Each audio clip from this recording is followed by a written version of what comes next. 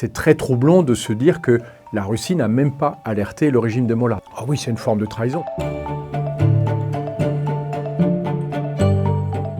C'est d'abord une surprise, puisqu'on se souvient que dans la nuit qui précède, Donald Trump dit non, je n'ai pas pris de décision sur le sujet, autrement dit, la négociation continue. Et donc, quelques heures après, la négociation, elle fait place à une offensive aérienne extrêmement puissante et violente. Alors, il faut bien observer trois choses.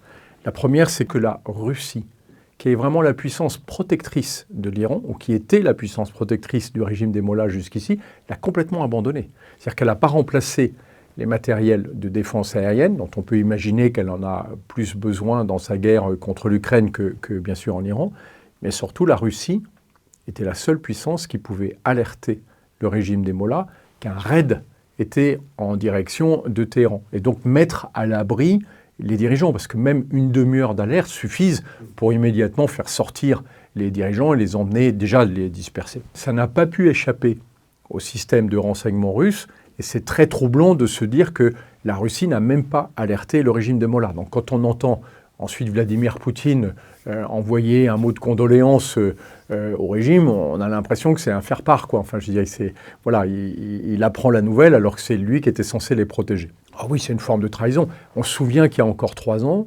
jamais, même les États-Unis n'auraient osé attaquer frontalement l'Iran à cause de la protection de la Russie. Le deuxième point qui est important sur ce raid, c'est que le renseignement est parfait. Le système de renseignement américain est tellement puissant qu'il arrive à capter pratiquement toutes les données qui circulent sur les téléphones portables, sur les ordinateurs, y compris sur les discussions au téléphone. Derrière, il y a des modules d'intelligence artificielle qui sont absolument incroyables, qui arrivent à discriminer ce qui est important de ce qui ne l'est pas, sinon ils seraient noyés sous les informations. Les Américains avaient en fait tellement d'informations que je pense qu'ils savaient quasiment à l'avance que Khamenei serait avec cette réunion, qui est probablement en plus une bête réunion de direction régulière. Ils n'ont pas vu du tout le coup venir. Il y a 3 sites qui ont été frappés très durement. Le site de Pasteur, dont tout le monde a vu les photos aériennes, on voit qu'il est complètement rasé, et par contre, rasé avec une précision millimétrique, c'est-à-dire qu'il n'y a pas de dommages collatéraux.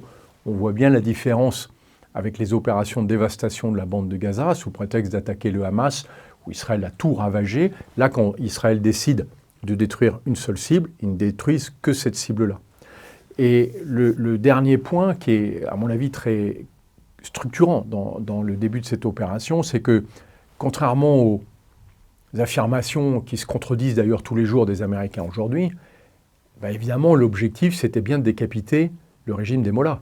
On n'attaque pas une réunion en premier avec tous les dirigeants du gouvernement iranien pour dire non, mais c'était pour s'attaquer aux armes nucléaires ou aux missiles. En fait, mais ils ont décapité, ils n'ont pas essayé, ils ont décapité le régime des Mollahs avec une limite.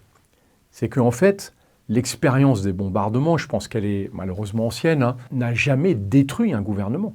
La Russie bombarde au quotidien l'Ukraine depuis 4 ans, mais le gouvernement Zelensky n'a pas été détruit pour autant.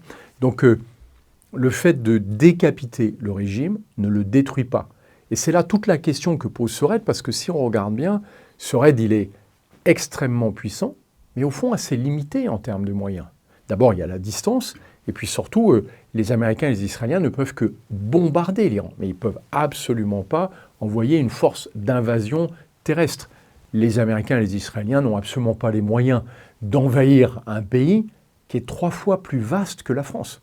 Un pays de 90 millions d'habitants. L'armée iranienne est largement supérieure à 1 million de combattants. Donc, je dirais, ce n'est pas tout à fait la même chose que de décider d'une opération au Koweït, avec des pays autour alliés et à partir duquel on peut lancer une force d'invasion.